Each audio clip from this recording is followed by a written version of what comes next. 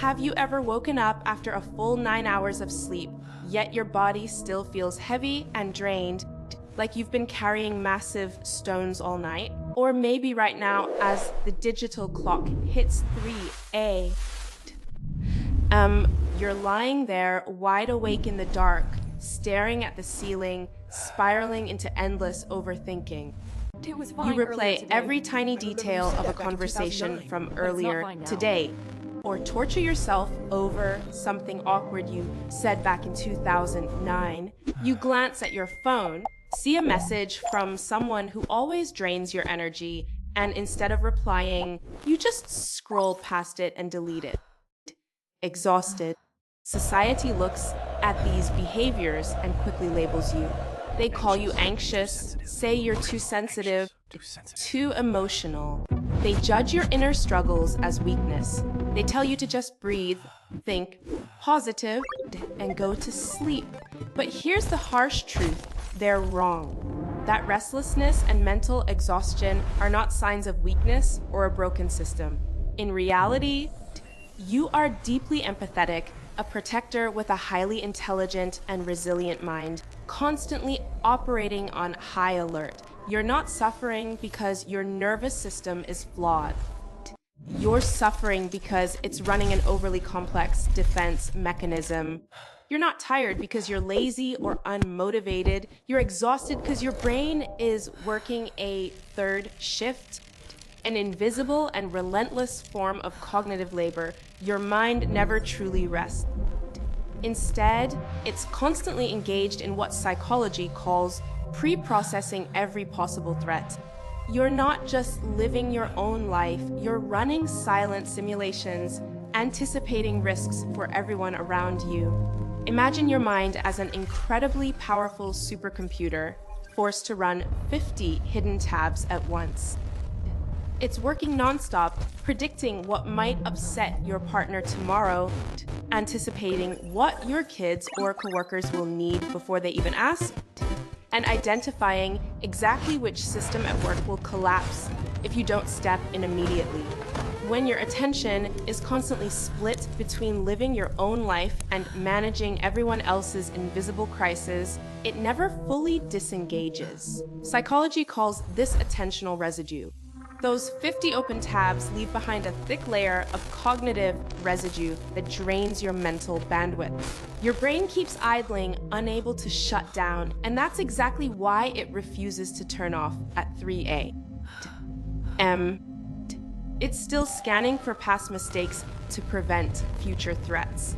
To understand this exhaustion more clearly, consider Maya. Maya went on a trip with friends. Everyone was having a great time, but by day 3, she was completely drained for no obvious reason.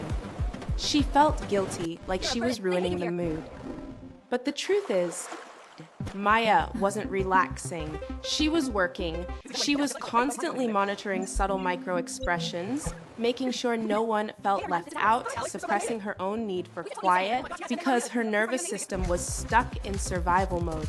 If Maya's story feels like a mirror, it's because you function the same way. You don't just walk into a room, you become the thermostat.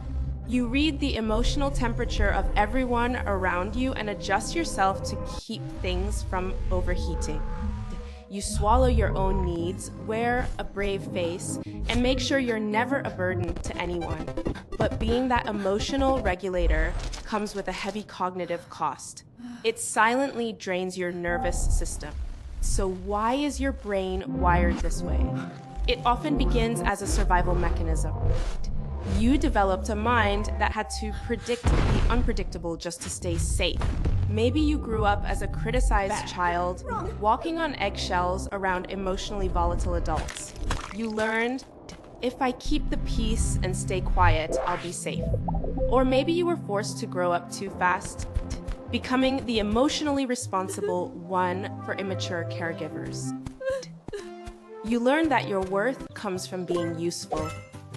Inside, it's like a haunted house. You've locked painful memories deep in the basement. But the ghosts still live in your nervous system, rattling the pipes whenever someone gets too close. You've spent so long being a chameleon, blending into whatever others need, that when you look in the mirror, you no longer recognize your original color. And here's the most brutal part of this invisible labor: no one sees it. No one sees how hard you're working because you prevent disasters before they happen. There's no visible proof, no thank you, no reward for a crisis that never occurred. It just runs silently, slowly wearing down your nervous system. You're collapsing from the inside out, not because you're weak, but because your system is depleted from carrying a world that was never yours to hold. The armor you built to survive your childhood is now crushing you in adulthood. It's time to face the truth. You don't have to solve everything anymore. You don't have to predict every risk just to feel safe. Let your brilliant, empathetic, but exhausted brain finally power down. Close those 50 hidden tabs. Set down the armor you've been carrying. If you see yourself in that 3A moment, your nervous system flashing red alerts, then give yourself permission to release it.